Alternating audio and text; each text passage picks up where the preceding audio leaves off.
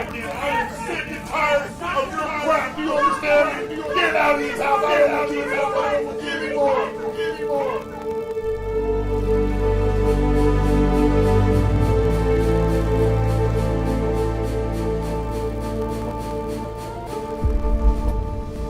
I was a preacher's kid. Everything looked great. Behind closed doors, it was different. When my father was drinking, he was violent. And he chose to drink his life away and wasn't a part of my life. My mom put me down and she said I wasn't smart enough and I wasn't gonna make it. She just walked out and abandoned me. And he was very critical of me, and I felt like the way that my father treated me was how God viewed me. I wish I was loved. I wish my mom would care for me. That love led to a lot of hurt and pain, and abandonment became a huge part of my life. I saw him choke my mom at the telephone cord. 2 weeks later, my mom told me that he hung himself. Thought it was my fault. I would purposely just not eat just because I just felt it made me feel better because I had control over it. I started smoking marijuana and I started drinking and partying. I got really sick. I was losing my hair. I was just really malnourished. And the first thing that came into my mind was to harm myself by cutting. I just thought it would just relieve the pain. I was in the mental hospital 3 times. I didn't know who I was. I was a waste. I was garbage. I ended up pregnant, so I had an abortion.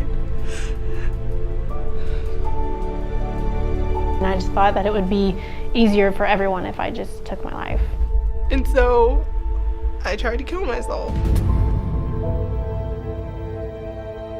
You know, I spent the first 8 years of my career life working for the government, and the first 5 years of that I spent working in a juvenile correctional facility for girls ages 14 to 18.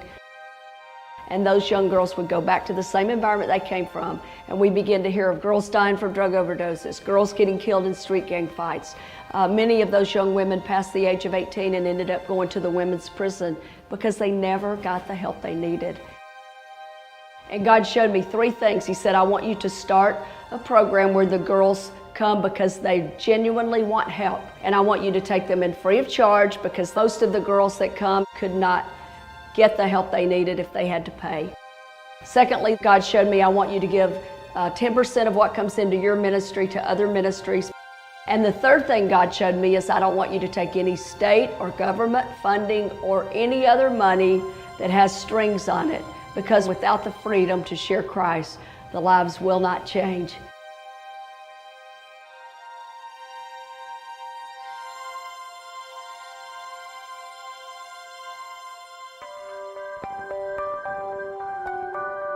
I got down on my knees. My specific words are, God, there has to be some place that I can go for free and get help.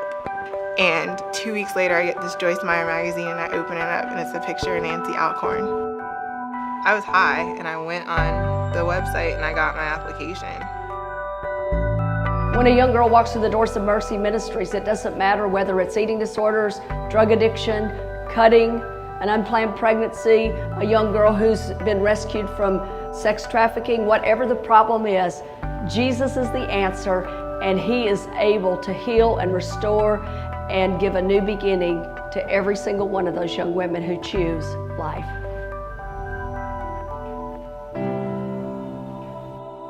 If I didn't go to Mercy, I wouldn't be here. For Mercy, I'd be dead. Even at my worst moments, they chose to love me back to the Lord. Mercy showed me that there was hope for me and I wasn't just a hopeless case, because I'm not a case and that I'm a child of God. We're teaching them about life skills. We're teaching them about budgeting and finance. We have an education director for those girls who have not finished their schooling. We put role models in front of them: good marriage, good home, good family. We are transforming lives here at Mercy because we have the freedom to share Christ.